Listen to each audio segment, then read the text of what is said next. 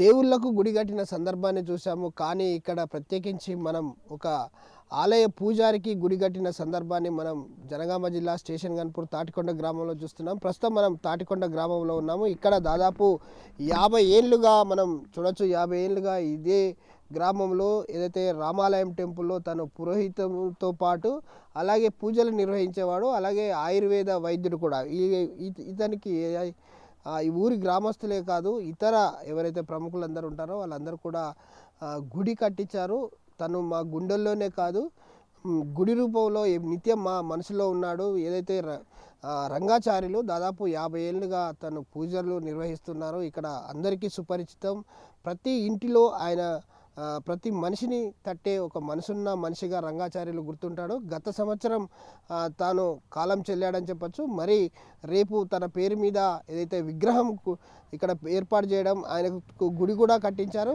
గ్రామస్తులంతా గుడి నిర్మాణం పనిలో ఉన్నారు. రేపు దీన్ని ప్రారంభోత్సవం చేయదలుచుకున్నారు. అయితే తాటికొండ గ్రామ ప్రజలు పెద్ద ఎత్తున ఇక్కడికి చేరుకోవడం, ఉచిత భోజనాలు, అలాగే ఇక్కడ ఏర్పాట్లు కూడా చేశారు. వాళ్ళ పెద్ద కుమారుడు ప్రస్తుతం రామాచార్యులు మనతో ఉన్నారు. అసలు ఎందుకు గుడి కట్టాల్సి వచ్చింది, నిజంగా దేవతలకు దేవుళ్ళకు గుళ్ళు కట్టించిన సందర్భాన్ని చూసాం. కానీ వాళ్ళ ఫాదర్కి గుడి ఎందుకు నిర్మించారో అడిగే ప్రయత్నం చేద్దాం. చెప్పండి, అసలు ఎందుకు మీకు ఈ ఆలోచన వచ్చింది? నా పేరు సౌమిత్రి రామాచార్యులు. మా నాన్నగారి విగ్రహం ఇప్పుడు గుడి కట్టేది మా నాన్నగారికి. అయితే మా నాన్నగారు దాదాపుగా 50 సంవత్సరాల పైనే అర్చకత్వం చేశారు. అంటే దాదాపుగా పుట్టినప్పటి నుంచి గిట్టేంత వరకు అన్నీ సపర్యాలు చేసేవారు అన్నమాట ప్రజలకు. మొదటి నుంచి అంటే అన్నప్రాశన దగ్గర నుంచి కర్మకాండ వరకు. మధ్యలో ఏమైనా అనారోగ్యం అయితే ఇంజక్షన్లు వేసేవాడు, అన్ని ఆయుర్వేద ట్రీట్మెంట్ చేసేవాడు. అట్లా ప్రతి ఒక్కరికి ఒక్కనాడు కూడా మా నాన్నగారి ముఖంలో కోపం చూడలేదు వీళ్ళందరూ కూడా. అంత ప్రేమగా. అంటే మా నాన్నగారు ఒకటి ఉంది, నోరు మంచిదైతే ఊరు మంచిదవుతుంది అనే ఒక నానుడు ఉంది, ఒక సామెత ఉన్నట్టుగా. మా నాన్నగారు మంచిగా ప్రజలతో అట్లే ఉండేవారు, ప్రజలు మా నాన్నగారితో అట్లే ఉండేవారు. అట్లా ఈ ప్రకారంగా అందరూ చాలా మమేకమై ఉండేవడం వల్ల ఇద్దరికి ప్రజలకు మా నాన్నగారికి సన్నిహిత్యం, ప్రేమ చాలా పెరిగిపోయింది. మాకు ఇప్పటికీ మేము నమ్మలేకపోతున్నాం, ఆశ్చర్యపోతున్నాం. అసలు మా నాన్నగారి గుడి అంటే ఇంకా అసలు కళ్ళలో నీళ్ళు తిరుగుతున్నాయి. అంటే ఇంకా ఇంతవరకు ఎక్కడ ఇంతవరకు జరగలేదు.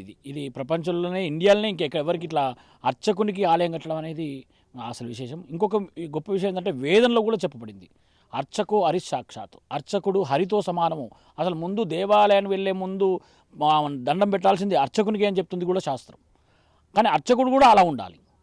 కాబట్టి అట్లా మా నాన్నగారు అలా ఉండి ఎక్కడ కనబడ్డా, ఎవ్వరు కనబడ్డా మంచి పలకరింపుతో పలకరించడం, అలాగే వైద్యం చేయడం చాలా అద్భుతంగా. అంటే మా నాన్న చేయి వేస్తే ఎంత రోగమైనా తగ్గిపోయేది. అలాగే పెళ్ళిళ్ళు 3 తరాల పెళ్ళిళ్ళు చేశాడు. 3 తరాల పెళ్ళి అంటే ఒక అమ్మాయికి పెళ్లి చేస్తే వాళ్ళ అమ్మాయికి పుడితే మళ్ళీ అమ్మాయికి, మళ్ళీ అమ్మాయి పుడితే మళ్ళీ అమ్మాయికి, అట్లా 3 అమ్మాయిలకు పెళ్లి చేసిన 3 తరాల పెళ్లి చేసిన మా నాన్నగారు. అట్లా ప్రతి ఒక్కటి కార్యక్రమం చేయడం వల్ల ఆ ఊరిలో చాలా ప్రేమ కలిగింది. పోయిన సంవత్సరం మా నాన్నగారు పరమపదించారు. ఇంకా మేము తట్టుకోలేకపోతున్నాం. అంత ప్రేమ గల మనిషిని మేము ఇంకా కోల్పోయామని మేము ఇంకా బయటికి రాలేదు దాంట్లో నుంచి. అలాంటి సమయంలో ఊరి ప్రజలంతా కూడా ఇంత ప్రేమతోటి ఆ గుడి కట్టడం అని వాళ్ళే మాకు ప్రతిపాదింపజేశారు. మీ నాన్నగారికి గుడి కడతామండి మేము, మాకు అంత ప్రేమగా ఉన్నారు మేము. ఎందుకంటే మేము ముగ్గురం, మా నాన్నగారికి ముగ్గురం, ఒక అమ్మాయి, నేను 2 కొడుకులు అనమాట, మా అన్నయ్య మా అక్క. వాళ్ళు వాళ్ళు అక్కడే సెటిల్ అయిపోయారు. మేము కూడా వనపర్తిలో సెటిల్ అయ్యాం. అట్లా ఇక్కడ అర్చకుడు రావాలి, మళ్ళీ గుడి కూడా పడిపోయే పరిస్థితి ఉంది. మా నాన్నగారికి అనారోగ్య అయినప్పుడు గుడి పరిస్థితి అని చెప్పేసి మా రాముడి వారికి ఎప్పుడు ధూపదీప నైవేద్యాలు జరగాలని వాళ్ళ మనవన్నే పల్లెటూరు తెచ్చి, సిటీలో ఉంటే పల్లెటూరు తెచ్చి ఆ అర్చకత్వం చేయిస్తున్నారు ఇప్పుడు కూడా. మా నాన్నగారు పరమపదించిన తర్వాత గుడి పడిపోకుండా ఇప్పుడు పూజలు జరుగుతున్నాయి, ధూపదీప నైవేద్యాలు. అంత వైభవంగా ఈ ఊరిని చేశారు. అలాగే ఒక ప్రజలు మంచి చేస్తే గుడి కూడా కడతారు అని చెప్పడానికి ఒక నిదర్శనం ఇది. ప్రజలు అంత గొప్పవాళ్ళు. అలాగే మా నాన్నగారు కూడా ఆ ప్రజలకు కూడా అట్లాగే ఉండేవారు. కాబట్టి ఇద్దరు కూడా చాలా ఒక మమేకమైనరు కాబట్టి ఇది సాధ్యమవుతుంది. ఇప్పటికీ మేము ఆశ్చర్యపోతున్నాం, చాలా ఆనందంగా ఉంది, మాటలు రావట్లేదు అసలు. ఇది కని విని ఎరగని కార్యక్రమం. రేపు ఎవరైనా చీఫ్ గెస్ట్ రాబోతున్నారా, లేదా ఊరి ప్రజలతోటే దీన్ని ప్రారంభించుకోబోతున్నారు? అంత గ్రామ ప్రజలే అండి, మొత్తం గ్రామ ప్రజలే. రేపు దాదాపుగా వేలాది సంఖ్యలో వచ్చే అవకాశం ఉంది. వాళ్ళందరికీ ఇక్కడే వారితోనే ప్రారంభం చేయించాలి. అలాగే మా నాన్నగారు ఒక బేరం అని 3 విగ్రహాలు ఉంటాయి. సీత రామ లక్ష్మణులు ఉంటారు. బేరాన్ని ఒకటేసారి మోసేవాడు. ఇప్పుడు మా తరం కూడా కాదు అంత మోయడం. అలాంటిది 60 సంవత్సరాలు ఉన్నప్పుడు కూడా మోసేవాడు దాన్ని. అలా సేమ్ అదే విగ్రహాన్ని ఇప్పుడు అక్కడ ప్రతిష్ఠ అయిపోతుంది. అదే అంటే మా నాన్నగారు అలా మూడు తరాలు అంటే 3 విగ్రహాలు కూడా వారు పట్టుకునేవారు, ఒకటేసారి పట్టుకునేవారు. అలాంటి రూపమే మళ్ళీ విగ్రహంగా తయారు చేసి తీసుకొచ్చాము. అసలు ఎంత బాగుందంటే మా నాన్నగారే వచ్చి ఇక్కడ నిలబడ్డారా అన్నట్టుంది. అసలు కని విని ఎరగని కార్యక్రమం మాకు చాలా చాలా ఆనందంగా ఉంది. మాటలు రావట్లేదండి. అంటే ఈ గుడికి కావాల్సిన ఏదైతే డబ్బులు కావచ్చు, అలాగే ప్లేస్కు సంబంధించి అంటే ఇది ప్రభుత్వం భూమా లేదా మీరు కొనుగోలు చేశారా, లేకపోతే ఊరు చందాలు వేసుకొని ఇదంతా చేస్తున్నారు? ఇది దేవస్థాన భూమి అండి. ప్రజలంతా కూడా ఒప్పుకున్న స్థలం ఇది. గుడి భూమి. గుడి భూమిలోనే వారు మనకు కొంత భాగం ఇచ్చి ఆ గుడికి వెళ్ళే దారిలోనే ఫస్ట్ అర్చకునికి దండం పెట్టుకున్న తర్వాతనే దేవునికి దండం పెట్టేట్టుగా ఇచ్చారు భూమి కూడా. దేవస్థానం వాళ్ళే ఇచ్చారు ఈ భూమి. ప్రజలంతా కలిసి ఇచ్చారు ఈ భూమిని. డబ్బులు కూడా వారే పెట్టారు. ఆ గుడి నిర్మాణం కూడా వారే పెట్టి ఈ నిర్మాణం చేశారండి. మొత్తం ప్రజలే ఈ కార్యక్రమం చేసేది. ఎంత ఖర్చు వచ్చిందండి సుమారు? మొత్తం దాదాపుగా 10 లక్షల దాకా వచ్చింది ఇప్పటికి మొత్తం. అంటే రేపు ఏ విధంగా ఉండబోతున్నాయి ఇక్కడ కార్యక్రమం? రేపు దాదాపుగా 1000 మందికి ఇక్కడ భోజనాలు ఏర్పాటు చేస్తున్నాం. వాస్తుహోమం ఉంటుంది, మా నాన్నగారికి అభిషేకం ఉంటుంది, మా నాన్నగారు పట్టుకున్న సీతారాముల విగ్రహాలకి కళ్యాణం ఉంటుంది. సీతారాముల కళ్యాణం చేయిస్తున్నాం.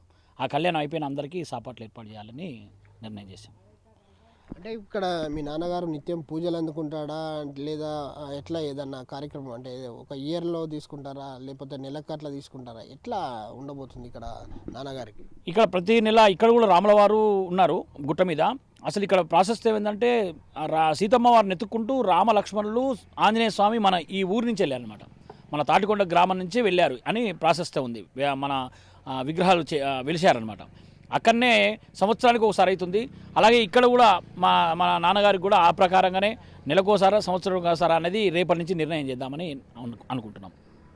చూడొచ్చు, ఏదైతే గ్రామానికి సంబంధించి దాదాపు 50 ఏళ్ళుగా ఈ ఊరి ప్రజలతో మమేకమై ఉన్నారు.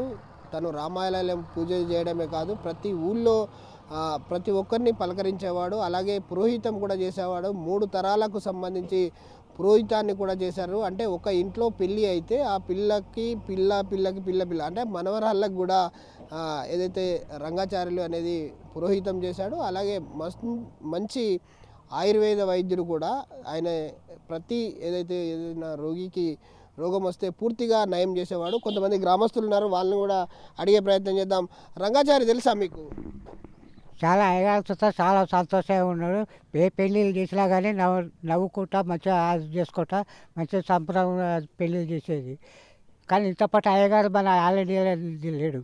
ఇంతపాటి అయ్యగారు పెళ్లి చేసుకుంటా నవ్వుపించుకుంటా పెళ్లి చేసుకొని సంబరంగా అది చేసేది. చాలా మాకు సంతోషంగా అనిపించింది. అంటే ఎన్నేళ్ళుగా నీకు అయ్యగారు తెలుసు? నాకు అంతకుముందు 40 సంవత్సరాల తెలుసు. అంటే నీ పేరు పెట్టి పిలిచేదా ఎప్పుడైనా? పిలిచేది, పేరు పెట్టి పిలిచేది, మంచిగా దగ్గర రప్పించుకునేది.